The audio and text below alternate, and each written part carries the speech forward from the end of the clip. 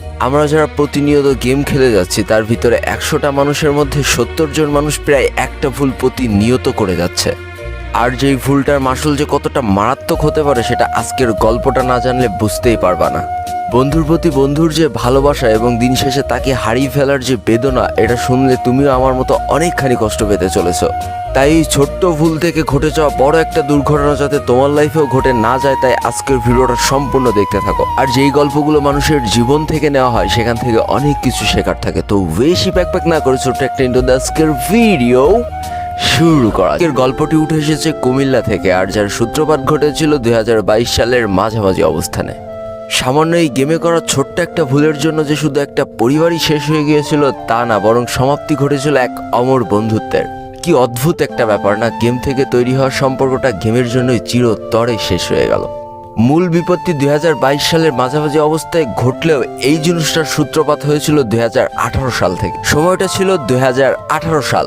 দুইজনের বাসা একই এলাকায়, তারা দুইজন একই সাথে স্কুলে যেত, আবার একই সাথে বাসায় ফিরে আসতো। এমনই একটা দিন তারা দুইজন স্কুল শেষ করে যখন বাসার দিকে ফিরছিল, তখন তাদের এলাকায় কয়েকজন পোলাপান মিলে কি জানি একটা করছিল। খুব সম্ভবত তারা বুঝতে পারে যে কোনো গেম হয়তো তারা খেলছিল।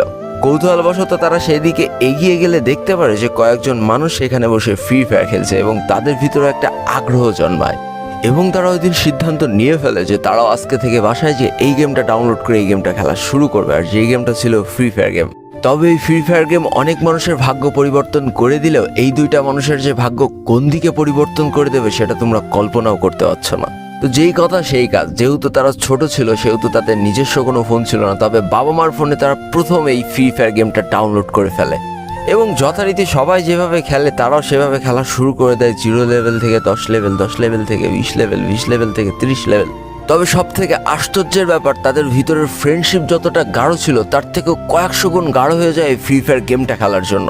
তারা স্কুল থেকে এসে যখন ফাঁকা টাইম পেত তারা সবসময় একসাথে এই ফ্রি ফায়ার গেমটা খেলা শুরু করে এবং সব থেকে ভালো ব্যাপার তাদের লেভেলও কিন্তু একসাথে আপ হচ্ছিল। তাদের বন্ধুত্বটা যে কতটা গাঢ় ছিল সেটা বোঝানোর জন্য সেই ছেলেটা আমার কাছে একটা ছোট্ট গল্প করেছিল যে তারা যখন নতুন ইভেন্ট আসতো তখন সেই ইভেন্টগুলো কিভাবে নিত তোমরা জানো? তারা আসলে দুইজন মিলে টাকা জমাতো এবং দুইজনের টাকা এক জায়গায় করে যে কোনো একটা আইডিতে টপ আপ করতো। তো আজকে ধরো একটা নতুন ইভেন্ট এসেছে, এই ইভেন্টটা এক বন্ধু নিয়েছে, তার কয়দিন পরে যখন আরেকটা ইভেন্ট আসতো তখন আবার দুইজনের টাকা এক জায়গায় করে আরেকটা বন্ধু ওই ইভেন্টটা নিত। এই করতে করতে একটা দিকে তাদের বন্ধুত্ব যেমন গাঢ় হচ্ছিল, অপরদিকে তাদের কিন্তু আইডি লেভেল আস্তে আস্তে বাড়ছিল।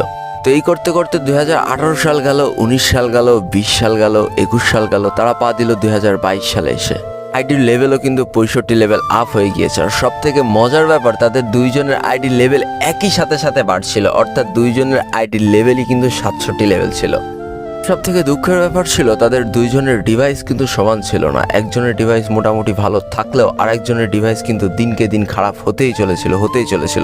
কিন্তু তারা যেহেতু এখনো এসএসসি পাস করেনি তাই কোনোভাবেই নতুন ফোনের আবদার করা খুবই বোকামো ফ্যামিলির কাছে। তো কি আর করা যাবে, প্রতিনিয়ত যেমন হাজার হাজার প্লেয়াররা ডিভাইসের কাছে হেরে যাচ্ছে, তেমন দুই বন্ধুর মধ্যে এক বন্ধু আস্তে আস্তে হেরে যেতে শুরু করে ডিভাইসের কাছে। তার ডিভাইসটা আস্তে আস্তে খারাপ হতে থাকে এমন একটা পর্যায়ে যে তার ডিভাইসের ব্যাটারি একেবারেই নষ্ট হয়ে যেতে শুরু করে। অর্থাৎ সারাদিন পরে স্কুল শেষ করে পড়াশোনা শেষ করে যখন রাতে দুই বন্ধু একসাথে গেম খেলতে বসতো তখন এক বন্ধুর ফোনে চার্জ থাকতো না, তখন সে কী করতো, চার্জে লাগায় গেম খেলতো। তারপরেও কি আর করা যাবে, ফোন অত্যাধিক মাত্রায় গরম হয়ে যেত, তারপরেও চার্জে লাগায় খেলতে তো হবেই। এইভাবে বেশ কিছুদিন চলার পরে তাদের বন্ধুত্বের মাঝখানে একটা ফাটল চলে আসে।